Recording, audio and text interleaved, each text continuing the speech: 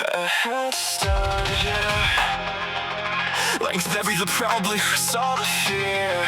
The history, the nervous system behind the reaction, the survival patterns underneath the damage. I understood so much that I almost forgot understanding someone does not automatically make the impact disappear.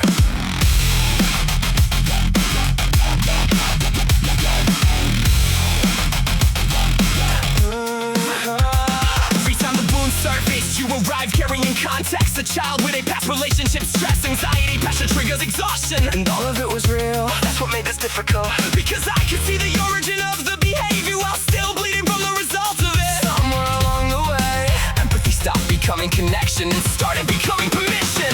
You confused being understood with being excused. Like awareness alone remove the bruise. But pain explained is still pain felt, and accountability does not disappear just because suffering helped create it. I can understand your scars without volunteering to become one. He started speaking like self-awareness itself was evidence of growth, like gaining the pattern was the same thing as interesting, but insight without change eventually becomes performance. A loop observing itself while continuing unchanged, and every conversation slowly turned into please understand why I hurt you instead of I need to stop hurting you.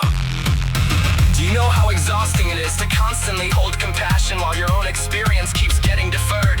To become so focused on understanding another person's pain that your own nervous system starts treating injury like emotional maturity. I kept translating impact into explanation until my boundaries could barely speak anymore. I know your intentions matter, but relationships survive through impact, not internal narration. You kept asking me to emotionally grade you on what you meant. Whoa, I was still living inside what actually happened, and those are not the same.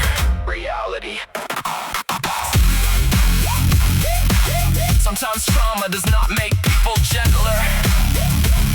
Sometimes it makes them defensive, controlling, avoidant, sharp, unpredictable, difficult to reach, and acknowledging that is not cruelty.